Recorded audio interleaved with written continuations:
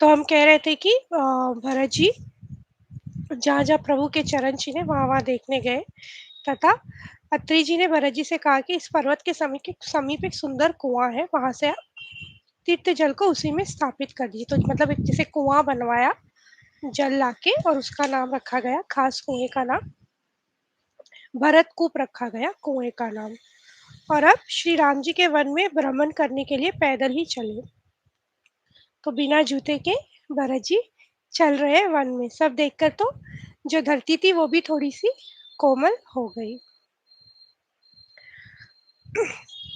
भरत जी के स्वभाव को देखकर तो वन देवता आनंदित होकर आशीर्वाद देते हैं कि भरत जी कितने प्रेम मग्न है, प्रभु से कितना प्रेम करते हैं।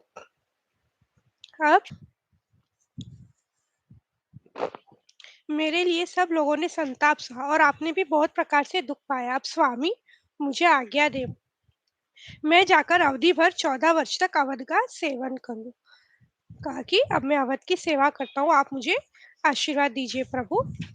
तुलसीदास जी कहते हैं, श्री राम जी ने कहा मुखिया मुख के समान होना चाहिए। मुखिया मतलब जो लीडर होता है, वो मुख के समान होना चाहिए, जो खाने-पीने को तो एक अकेला है, परंतु विवेकपूर्वक सब अंगों का पालन-पोषण करता है। खाने का मुँह तो एक हो पर पहुँचाता सभी को है, प्रोसेसिंग सभी के लिए करता है।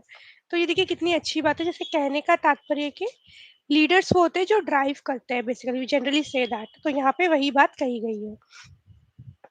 आखिर भरत जी के प्रेमवश प्रभु श्री रामचंद्र जी ने कृपा करके खड़ाऊ दे दी और भरत जी ने उन्हें आदरपूर्वक सिर पर धारण कर लिया। करुणा निधान श्री रामचंद्र जी के दोनों खड़ाऊ प्रजा के प्राणों की रक्षा के लिए मानो दो पहरेदार है। भरत जी स्वावलंब के मिल जाने से परम आनंदित है। उन्हें ऐसा ही सुख हुआ जैसे श्री सीताराम जी के रहने से होता है। श्री राम जी की कृपा ने सारी उलझन सुधार दी। देवताओं की सेना जो लूटने आई थी वही हितकारी और रक्षक बन गई। श्री राम जी भुजाओं में भरकर भाई भरत से मिल रहे हैं और आनंद समाता ही नहीं है, बहुत ज्यादा हर्षित है तथा गले मिल रहे हैं। तन मन और वचन तीनों में प्रेम उमड़ पड़ा। धीरज की धुरी को धारण करने वाले श्री रघुनाथ जी ने भी धीरज त्याग दिया। वे इनके नेत्रों से प्रेम अश्रुधाराएँ की जल जल बहने लगा।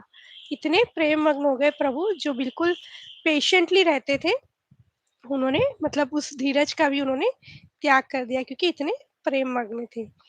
वे भी श्री राम जी और भरत जी के उपमा रहित अपार प्रेम को देखकर वैराग्य और विवेक सहित तन मन वचन से उस प्रेम में मग्न हो गए। कौन? सारे गुरु वशिष्ठ जी जो भी थे वहां पे। फिर हर्षित होकर शत्रुघ्न जी को भी हृदय से लगा लिया। अब चारों भाई एक दूसरे से मिलने लगे। प्रभु के चरण कमलों की वंदना करके तथा श्री राम जी की आज्ञा को सिर पर रखकर भरत शत्रुघ्न दोनों भाई अब चले। इस तरह से प्रभु ने फिर धीरे धीरे सभी को विदा कर दिया। जैसे पहले ये लोग निकले और फिर धीरे धीरे सभी जाने लगे। माताएं सबकी चरण वंदना की, गुरु की चरण वंदना की। प्रभु श्री राम भरत जी और प्रभु श्री राम लक्ष्मण जी और माता सीता ने और सभी को विदा किया।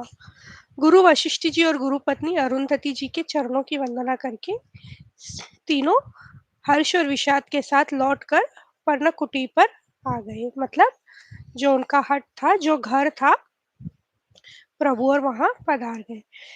छोटे भाई लक्ष्मण जी और सीता जी समेत प्रभु श्री रामचंद्र जी पर्णकुटी में ऐसे सुशोभित हो रहे मानो वैराग्य, भक्ति और ज्ञान शरीर धारण करके शोभित हो रहा हो। इतने सुंदर लग रहे हैं तीनों। फिर सही उतरकर गोमती जी में स्नान किया और चौथे दिन अब अयोध्या जा पहुंचे। अब अयोध्या आ गए, मतलब यहाँ की स्टोरी आ रही है। भाई और जनक जी 4 दिन अयोध्या जी में रहे और राज राजकाज एवं सब साज सामान को संभाल कर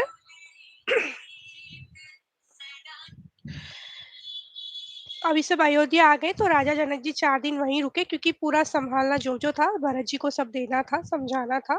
तो सब दिखाकर सारी शिक्षा देकर फिर जनक जी भी वहां से निकल गए। भरत जी ने मंत्री और विश्वासी सेवकों को समझाकर उद्यत किया। वे सब सीख पाकर अपने-अपने काम में लग गए। फिर छोटे भाई शत्रुघ्न जी को बुलाकर शिक्षा दी और सब माताओं की सेवा उन्हें सौंप दी। अब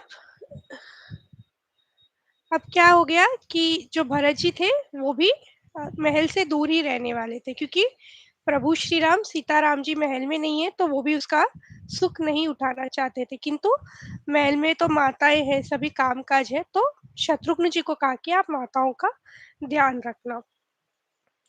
भरत जी ने फिर परिवार के लोगों को, नागरिकों को तथा अन्य प्रजा को बुलाकर उनका समाधान करके उनको सुखपूर्वक बसाया। आज्ञा हो तो मैं नियम पूर्वक रहूं। मुनि वशिष्ठ जी एकदम प्रेम के साथ बोले, हे भरत, तुम जो कुछ समझोगे, कहोगे और करोगे वही जगत में धर्म का सार होगा।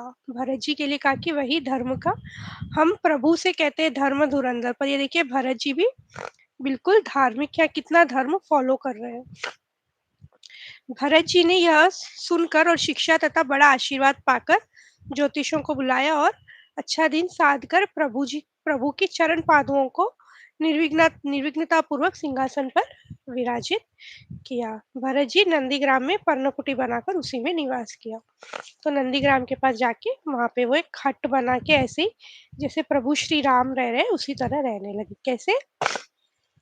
सिर पर जटाजूट और शरीर में मुनियों का वस्त्र धारण कर, पृथ्वी को खोद कर उसके अंदर कुश की आसनी बिछाई। भोजन, वस्त्र, बर्तन, व्रत, नियम, सभी बातों में वे ऋषियों के कठिन धर्म को प्रेम सहित आचरण करने लगे। गहने, कपड़े और अनेकों प्रकार के भोग सुखों का तन और मन और वचन से तृण तोड़कर, मतलब प्रतिज्ञा करके त्याग दिया। सब कुछ त्याग दिया, क्योंकि उनके प्रभु श्री राम सीताराम जी वहाँ है, तो इन्होंने भी सब त्याग के बिल्कुल उन्हीं की तरह रहने लगे। वे नित्य प्रति प्रभु की पादुकाओं का पूजन करते हैं। हृदय में प्रेम समाता नहीं है। पूजा किसकी कर रहे हैं? पादुका। पादुका मतलब सैंडल्स या चप्पल आजकल हम बोलते हैं।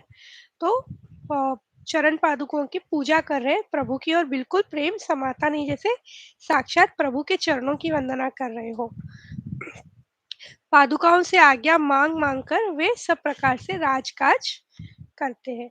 शरीर पुलकित है, हृदय में श्री सीताराम जी है, जीभ राम नाम जप रही है, नेत्रों में प्रेम का जल भरा है।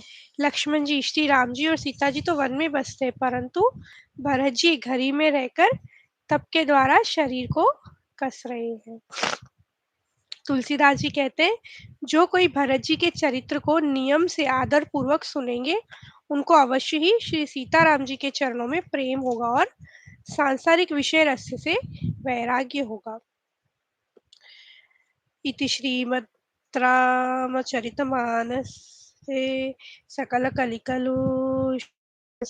द्वितीयं सोपानं समाप्तम्। कलयुग के संपूर्ण पापों का विध्वंस करने वाली श्री रामचरितमानस का यह दूसरा सोपान समाप्त हुआ। हमारा अयोध्या कांड समाप्त हुआ। अब हम अरण्य कांड की ओर चलेंगे। तो यहाँ पे हमने एक और ऋषि के बारे में सुना, ऋषि अत्रि जी।